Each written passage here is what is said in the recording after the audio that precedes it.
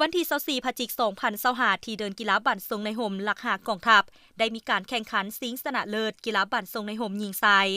โดยการเข้าร่วมหับสมของทานกิ่งมโนพรหมมหาไสยรองรัฐมนตรีกระทรวงศึกษาธิการและกีฬา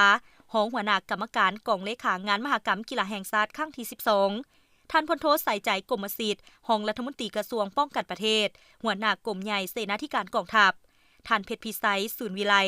รองประธานคณะกรรมการปกครองแขวงสยบุรีท่านคำสวรรค์โคตรไซประธานปกครองเมืองไซเสถา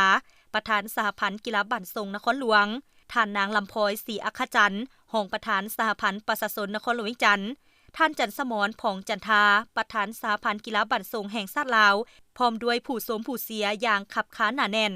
ซึ่งในตอนเช้าได้มีการแข่งขันซิงที่3เหรียญทองทั้งทีมหญิงและชายทีมหญิงเป็นการซิงกันระหว่างแขวงสยบุรีและแขวงขมวนสยบุรีเอาชนะแขวงขมวน3-2 เซตทีมซ้ายนครหลวงจันทร์และแขวงสวรรณเขตซึ่งนครหลวงก็เอาชนะแขวงสวรรณเขตไป3-2 เซตและในตอนแรงก็ได้มีการแข่งรอบชิงชนะเลิศหญิงชายทีมหญิงเป็นการพบกันระหว่างเจ้าภาพนครหลวงจันทร์กับกระทรวงป้องกันประเทศซึ่งในการแข่งขันครั้งนี้ทีมกระทรวงป้องกันประเทศก็ยังฟอร์มดีบ่ตกเอาชนะนครหลวงจันทร์3-0 เซตได้เหรียญค้ำไปครองอีกสมัยส่วนทีมซ้ายเป็นการพบกันระหว่างกระทรวงป้องกันประเทศพบกับแขวงสยบุรี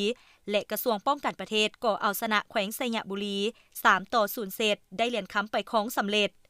ภายหลังสำเร็จการแข่งขันก็ได้มีพิธีมอบเหรียญรางวัลให้กับทีมนักกีฬาที่ได้เหรียญรางวัลทีมหญิงเหรียญค้ำได้แก่กระทรวงป้องกันประเทศเหรียญเงินนครหลวงจันทร์เหรียญทองแขวงสยบุรีทีมซ้ายเหรียญค้ำได้แก่กระทรวงป้องกันประเทศเหรียญเงินแขวงสยบุรีและเหรียญทองได้แก่นครหลวงจันทร์